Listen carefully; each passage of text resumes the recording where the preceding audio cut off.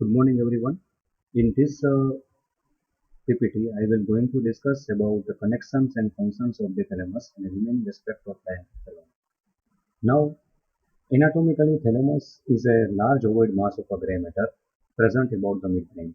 But functionally, thalamus is considered as a great sensory gateway to the cerebral cortex.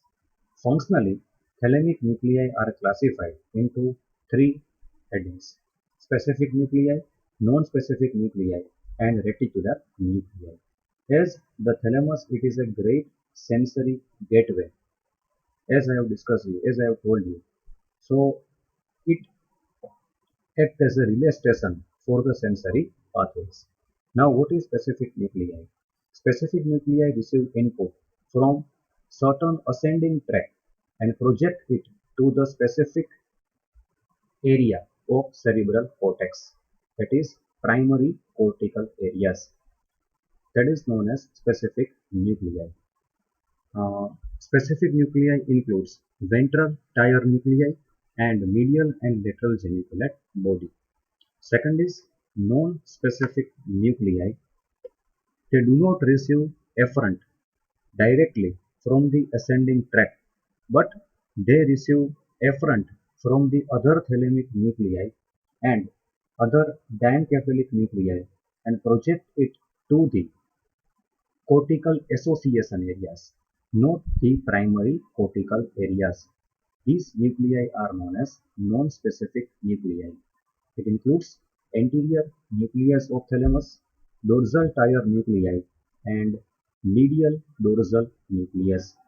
So these are the non-specific nuclei. Third is reticular nuclei. Reticular nuclei, they are connected with the brainstem reticular formation. Reticular formation, it is a diffuse intermingled mass of the neurons and nerve cells present within the entire core of a brainstem. So reticular nuclei are connected with the reticular formation of the brainstem.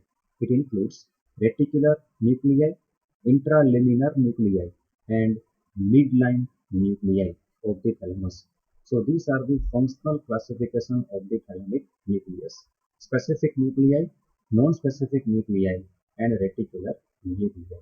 Now I will discuss what are the connections of this nuclei. Now first is connections of the specific nuclei. Specific nuclei, as I have told you, they receive input from ascending tract and project it to the primary cortical areas or specific cortical areas. Specific nuclei includes ventral tire of the nuclei and medial and lateral geniculate body. Now, ventral tire nuclei includes ventral posterior, which have a two division: ventral posterior and ventral posterior lateral. These are the ventral posterior nuclei: ventral posterior medial and ventral posterior lateral, and ventral anterior and ventral lateral. So these all are the ventral tire of a nuclei. Now these are the headings under which I will discuss connections: efferent, efferent, and functions. Now, ventral posteromedial nuclei receive efferent from the trigeminal lemniscus and solitariothalamic tract, that is, origin from the nucleus of tractus solitarius to the thalamus. Efferent will go to the post-central gyrus, that is, primary sensory area of cerebral cortex, area number 3, 1, and 2. What are the functions? Trigeminal lemniscus, it is a relay station for the sensory impulses from the face and head, and solidarothalamic tract, it is a relay station for the taste sensation. So these are the functions of these two efferent. Second is ventral posterior lateral nucleus.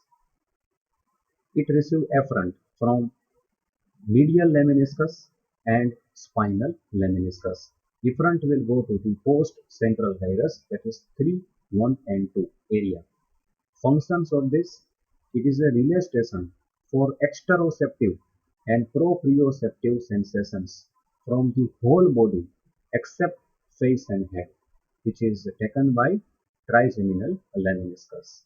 So that is the function of medial and lateral lemniscus.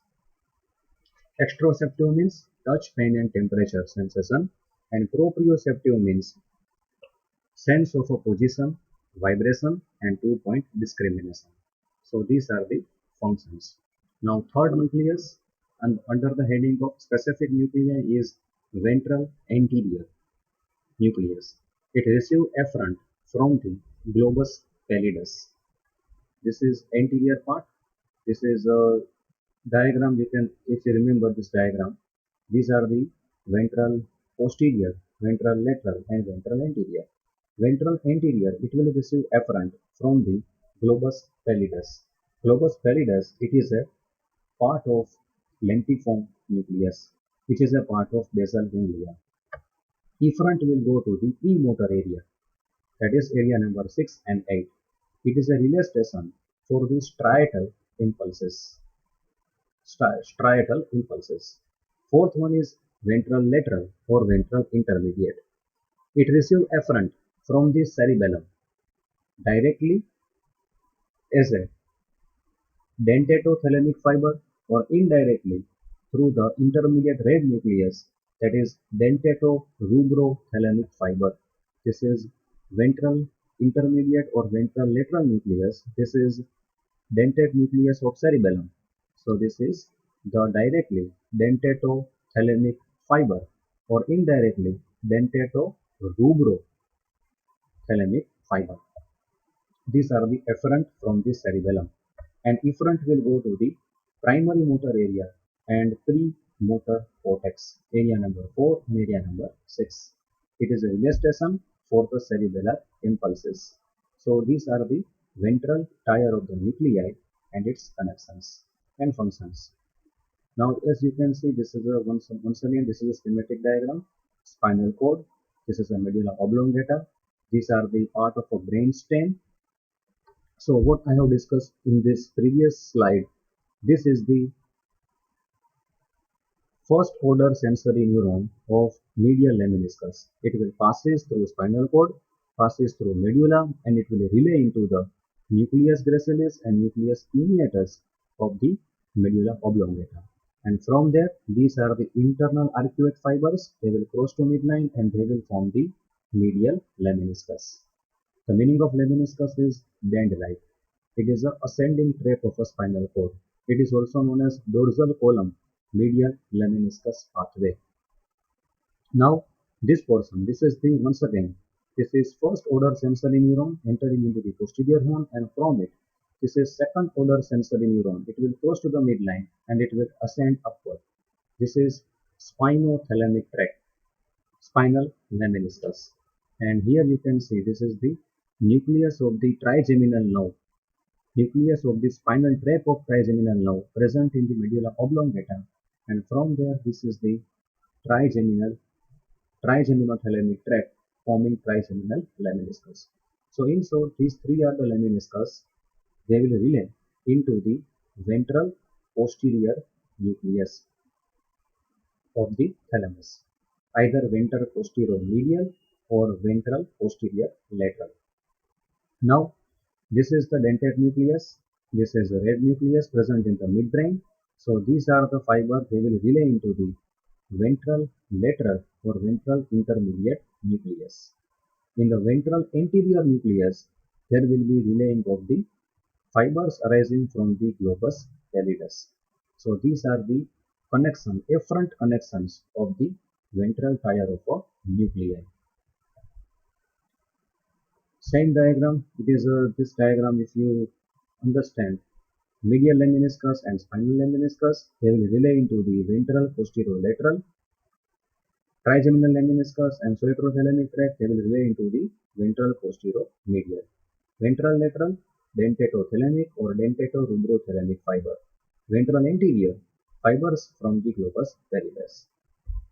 From the ventral posterior nucleus, fibers relay into the primary sensory area of cerebral cortex. From the ventral lateral, fibers relay into the primary motor area and premotor area. From the ventral anterior, fibers relay into the premotor area of the cerebral cortex. Now we move on to other specific nuclei, medial and lateral geniculate body. These two components, they are the part of metathalamus. Now efferent medial geniculate body, it is a schematic diagram. This is optic chiasma, midbrain, and posterior aspect of midbrain there is a presence of two colliculus. This is superior colliculus, this is inferior colliculus. This is superior brachium, this is inferior brachium. This one is a medial geniculate body and this one is a lateral geniculate body. And this is the posterior end of thalamus known as pulvinar, which will overhangs medial and lateral geniculate body. Now, efferent of the medial geniculate body, it will receive auditory fiber from the inferior colliculus through the inferior brachium. Efferent will go to the primary auditory area. It will form auditory radiation. It will relay into the primary auditory area of the cerebral cortex. That is area number 41 and 42. It is a relay station for the auditory impulses. This is the inferior colliculus, inferior brachium, and this is medial geniculate body. Now, superior colliculus, lateral geniculate body, efferent will come from optic tract. This is optic chiasma and this is optic tract. Optic tract will relay into the lateral geniculate body. From the lateral geniculate body, the fibers, efferent fiber, they will form optic radiation and they will relay into the primary visual area of the cerebral cortex. That is area number 17. It acts as a relay station for the visual impulses. So these are the connections of the specific nuclei. Now we move on to connections of the non-specific nuclei. As I have told you, non-specific nuclei does not receive efferent directly from ascending tract. They will receive efferent from the other thalamic nuclei and they will relay into the cortical association area, not into the primary functional area. It includes anterior nucleus and dorsal tiar nucleus and medial dorsal nucleus. Now first is anterior thalamic nucleus. It receives efferent from the mammillary body.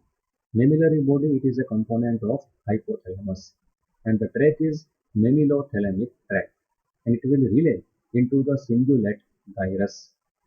Function is it have a role in attention and recent memory.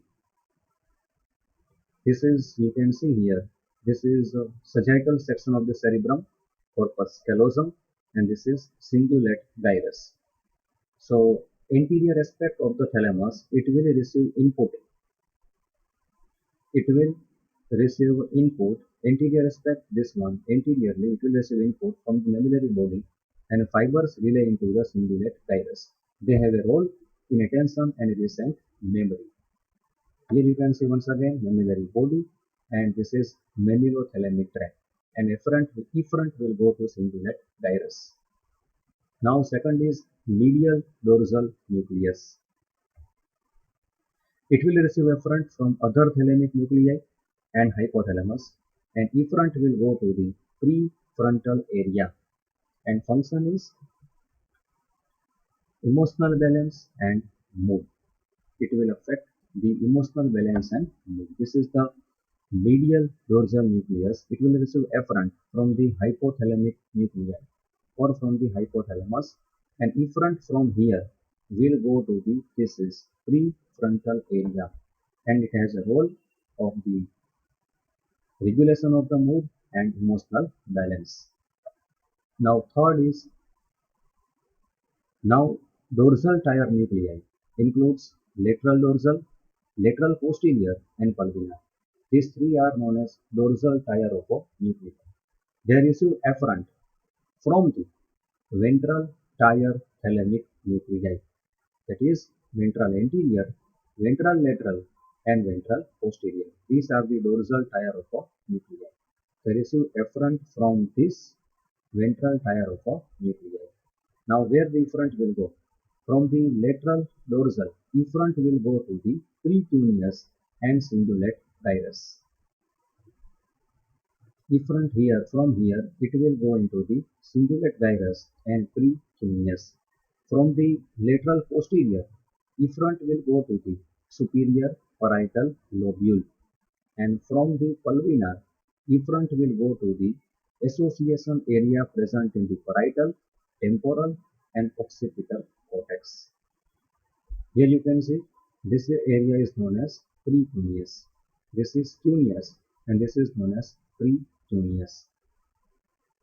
So cingulate gyrus and precuneus, it will receive efferent from the lateral dorsal nucleus. It has a role. It is helpful to integrate sensory information. Integration of the sensory information. From the lateral posterior, efferent will go to the superior parietal lobule.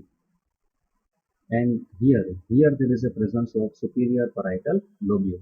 So from here, lateral posterior fiber will go to superior parietal lobule, and function is same, integration of the sensory information.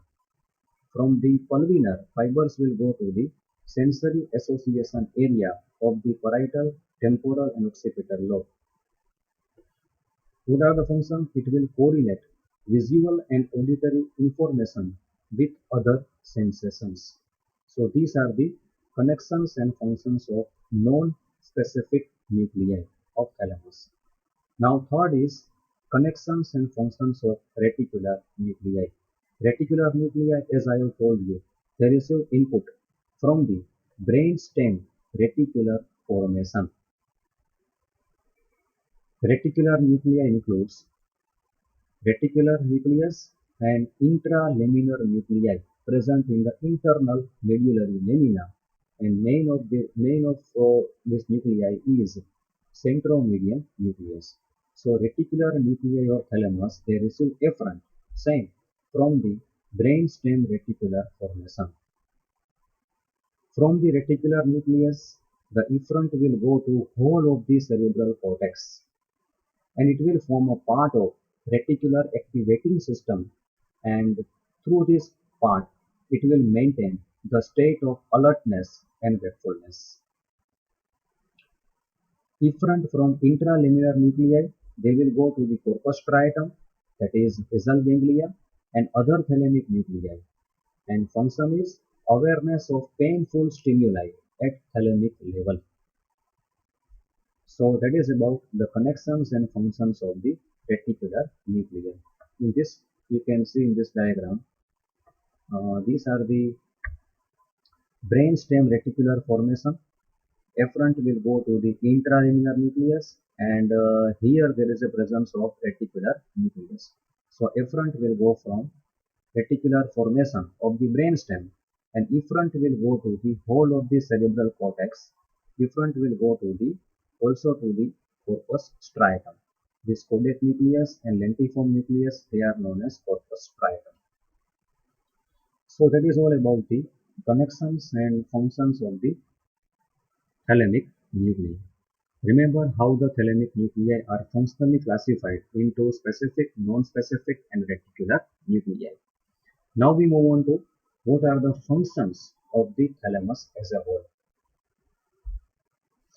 Thalamus, it is a sensory integration and relay station for all the sensory pathway except for olfactory pathway, which is relayed directly into the cerebral cortex. So remember, this is the most important function. It is a sensory integration and relay station of all the sensory pathways except olfactory pathway. Now, second is motor. Thalamus, it also influences voluntary movements, that is motor function, by receiving impulses from basal ganglia and cerebellum and relay them to the motor cortex, motor and premotor cortex. And this motor cortex, it will give rise to corticonuclear and corticospinal tract, which will affect the voluntary movement. Now, third function, reticular component of the thalamus, it is connected with the reticular activating system. And by this connection, it will maintain the state of alertness and wakefulness. Remember, reticular formation is one of the most timely topic. It is a separate lecture, will be discussed later on. Now, by receiving impulses from the hypothalamus and projecting them to the cingulate gyrus and prefrontal area, thalamus also participate in affective reaction, that is, determination of the mood and emotional balance. Thalamus, it is connected, it is also have a role in the recent memory and emotion. Anterior nucleus is main component in this function. Anterior thalamic nucleus, by receiving impulses from mammillary body in the form of neurothalamic tract, it have a role in recent memory and emotion. Thalamus, at some level, at some point, it have a role in recognition of the pain, temperature, and tactile sensation. So these are the main functions of the thalamus. Remember, this is the main function of thalamus. It is a sensory integration and relation of all the sensory pathways. Second, influence is voluntary movement. Third function, maintain the state of alertness and wakefulness. Fourth is helpful, have a role in determination of a mood, have a role in recent memory and emotional balance, and it have a role, though poorly, in recognition of touch, pain, and temperature sensations. So that is about the functions of thalamus. Now we move on to blood supply of thalamus. Thalamus, it is supplied by central branches of posterior communicating artery, which is a branch of internal carotid artery. Second artery, posterior cerebral artery, and third is basilar artery. Just try to remember the name of these three arteries. It will supply the thalamus. Now last point in the thalamus is clinical anatomy of thalamus. Two conditions are important. One is thalamic syndrome and second is thalamic hand. Thalamic syndrome, it is basically a vascular lesion. It occurs subsequent to the vascular lesion of the thalamus when the patient is recovering from thalamic infarct. What are the clinical features of thalamic syndrome? First is thalamic overreaction. The threshold for touch, pain, and temperature sensation is decreased on the contralateral side of the body. Remember this. It affects contralateral side. So threshold for touch, pain, and temperature is decreased on the contralateral side of the body. That is known as thalamic overreaction. And when the threshold is reached, the sensations are exaggerated, irritable, and perverted. That is, simple prick of a pin may be felt as a severe burning sensation. Light music that is normally pleasant may be irritable. Sometimes light touch may produce severe pain. So these are known as thalamic overreaction. And along with the thalamic overreaction, there may be presence of emotional instability with spontaneous laughing and spontaneous crying. So these are the symptoms of the thalamic syndrome. Thalamic overreaction and emotional instability. Remember, it affects contralateral side of the body. Second is thalamic hand.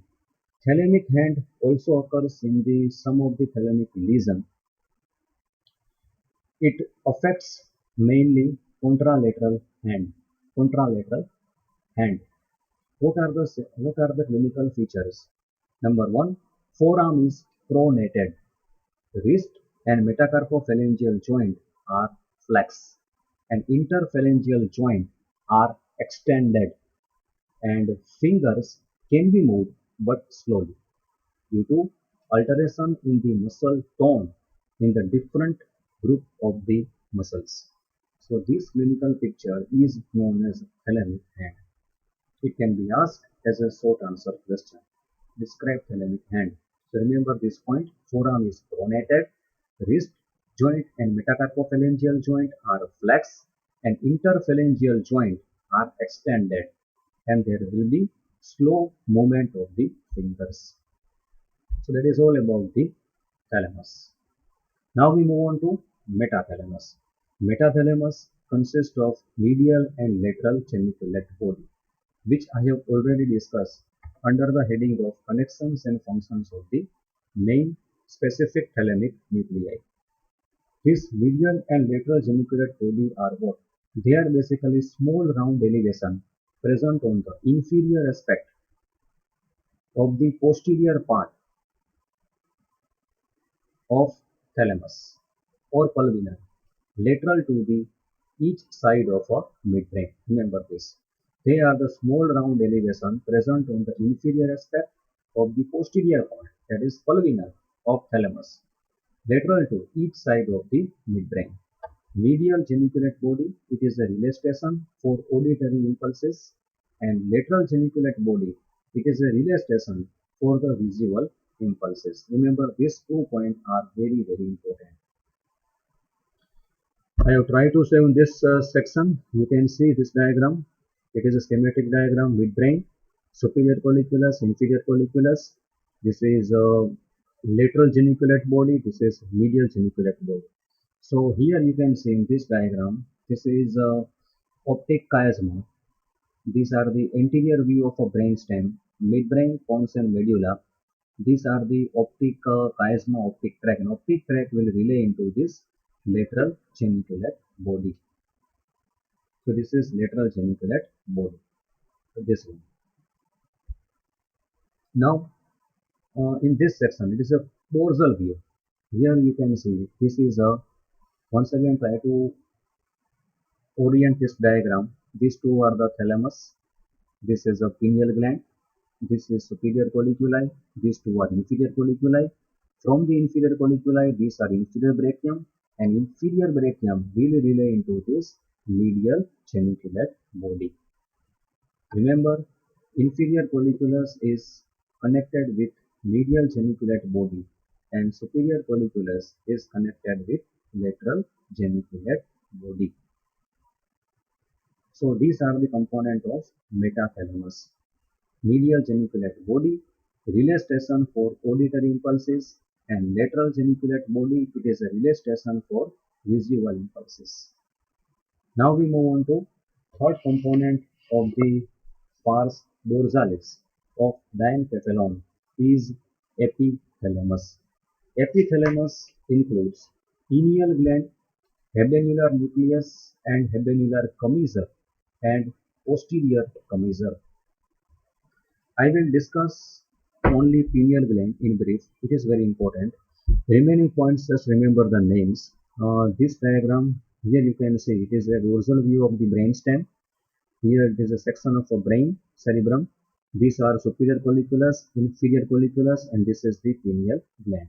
And this area is known as habenular triangle. In this habenular triangle, there is a presence of habenular nucleus. And habenular nucleus, it will form a part of limbic system. Remember this much point is of the habenular nucleus. It is a component of limbic system. So first is, this is the see in this diagram, this is a pineal gland. Now once again, this is the sagittal section of the cerebrum.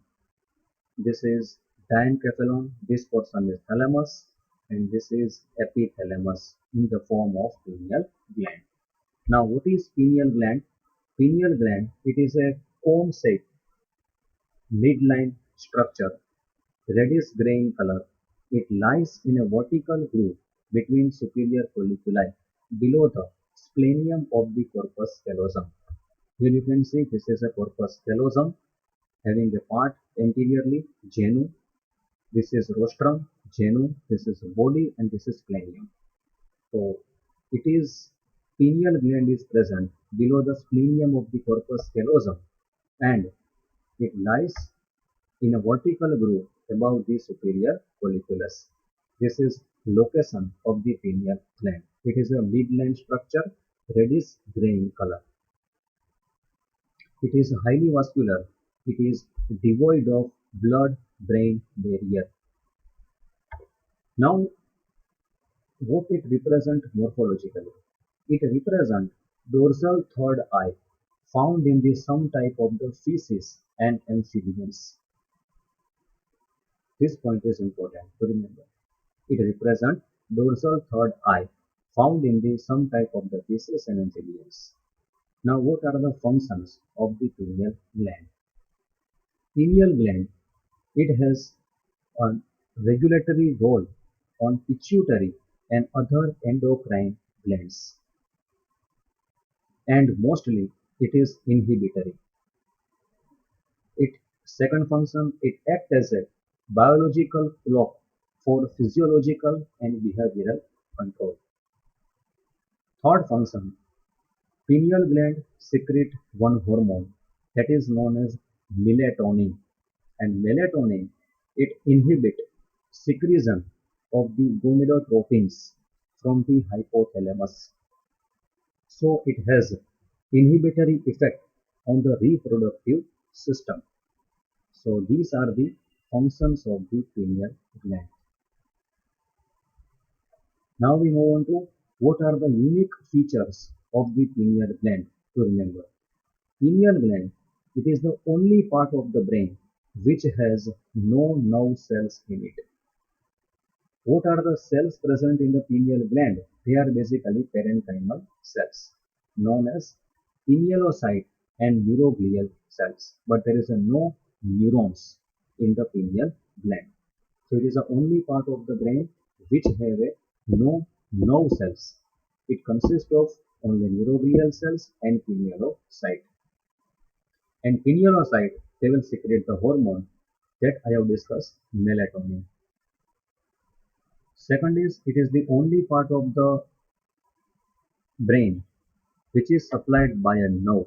That nerve is known as nervus ponderi, which contains postganglionic sympathetic fibers arising from superior cervical sympathetic ganglion, which lies outside the brain.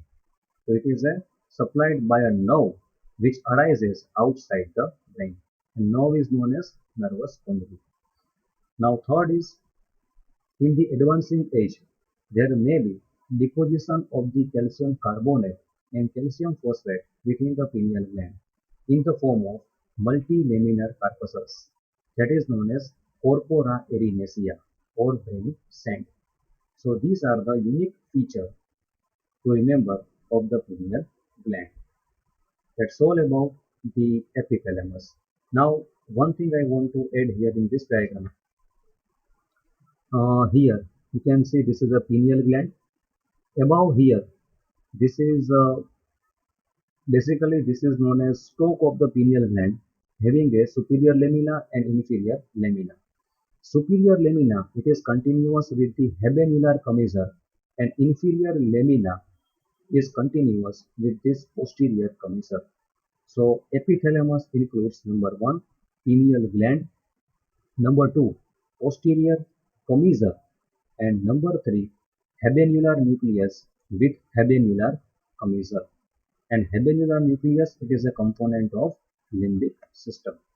So that's all about the pineal gland and epithalamus.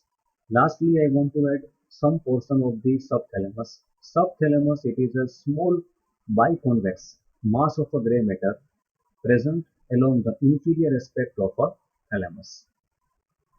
It is connected with the basal ganglia. So that's all about